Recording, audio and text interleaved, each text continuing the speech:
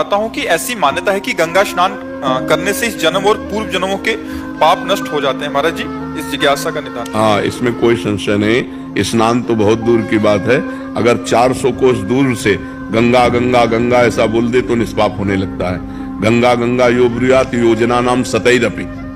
100 योजन का मतलब होता है 400 कोस। 400 कोस दूर से अगर गंगा गंगा गंगा उच्चारण करे तो उसके पाप नष्ट होने लगते हैं। तो गंगा पापम शशि तापम दैन्यम कल्पतरु तथा। कल्पतरु गरीबी का नाश करता है, चंद्रमा ग्रीष्मता का नाश करके शीतलता देता है, गंगा पाप का नाश करके पुण्यमय बना देती है। ये तो पक्का बात है कि गंगा स्नान से पाप नष्ट होते हैं, पर पाप की प्रवृत्ति नहीं, इसीलिए लाभ नहीं मिल पाता। समझ पा रहे हो? गंगा स्नान से पाप नष्ट होते हैं पर पाप की प्रवृत्ति नहीं।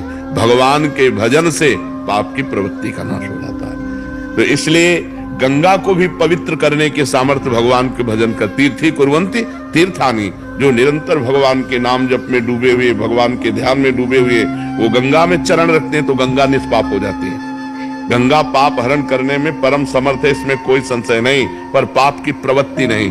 पाप की प्रवृत्ति का नाश होगा अध्यात्म भजन के द्वारा। जब तक चित्त भगवान में नहीं जोड़ोगे तो गंगा नहा के आए और फिर पाप कर लिए तो लाभ क्या मिला? हाथी का स्नान, हाथी जैसे स्नान करके आया और सूंड में रज लिया, ऊपर डाल लिया, तो स्नान का मतलब क्या रहा? गंगा नहा के फिर पाप कर लिए, फिर गंगा नहाए फिर पाप कर लिए। तो वो बस वैसे ही है, स्नान किया और लौट गए धूल में, तो वो बस। तो पाप की प्रवृत्ति का नाश होना चाहिए, और वो नाश होता है भगवान के नाम जप करने से, भगवान की लीला कथा सुनने से, भगवान के भक्तों का संग करने से, भगवान की प्राप्ति की लालसा करने से।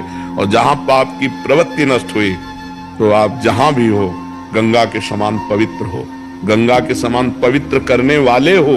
सात तरति सा लोकान तारयति मम भक्ति युक्तो भुवनम पुनातु। लोकों को पावन करने के सामर्थ्य रखता है वो महात्मा जो निरंतर अपने चित्त को भगवान में लगाए हुए है।